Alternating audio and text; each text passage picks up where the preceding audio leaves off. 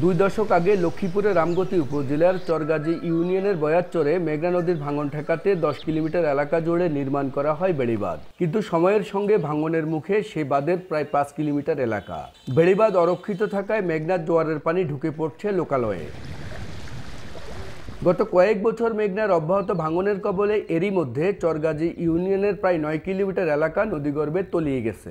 বসত ভিটে হারিয়ে সর্বশান্ত হয়েছেন কয়েক হাজার মানুষ। এদিকে অসময়ে মেঘনার ভাঙনে এখন আতঙ্কে অনেকেই সরিয়ে নিচ্ছেন ঘরবাড়ি। গত 2-3 মাস আগে এই যে বেড়িবাঁধটা ছিঁড়ে আমার প্রায় 5 থেকে 6 লক্ষ টাকার মাছ চলে গেছে। মুরগা, হাঁস, গরু, গোতান নিয়ে আমরা অনেক কষ্ট।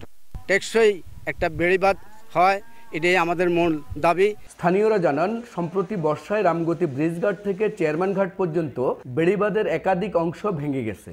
অসময়ে আবার নতুন করে মেঘনার ভাঙনের কবলে পড়ে বয়ারচরের আশপাশের এলাকা। এতে 5 শতাধিক পরিবার ভাঙন আতঙ্কে রাত কাটাচ্ছেন।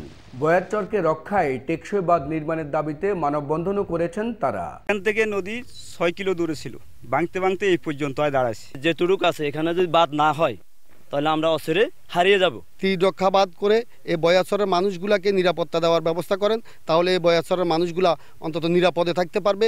পানি উন্নয়ন বোর্ড বলছে, ভাঙন রোধে স্থায়ী বাঁধ নির্মাণের জন্য প্রকল্প নেওয়া হয়েছে। বরাদ্দ পেলে টেকসই বাঁধ নির্মাণের উদ্যোগ নেওয়া হবে। এডিবিতে আপনার সবুজ পাতাভুক্ত প্রকল্প আমরা গত সপ্তাহের আগের সপ্তাহে সেটা আমরা সেটা দাখিল করেছি। ইতিমধ্যে সেটা মন্ত্রণালয়ে গেছে এবং সরকার এই বিষয়ে যথেষ্ট সদয় আছে। পানি উন্নয়ন বোর্ডের তথ্য মতে মেঘনার ভাঙনের মুখে বয়ারচর এলাকা প্রতি বছর গড়ে 300 মিটার নদীগর্ভে বিলীন হচ্ছে। মাঝারুল আনোয়ার টিপু, সময় সংবাদ, লক্ষ্মীপুর।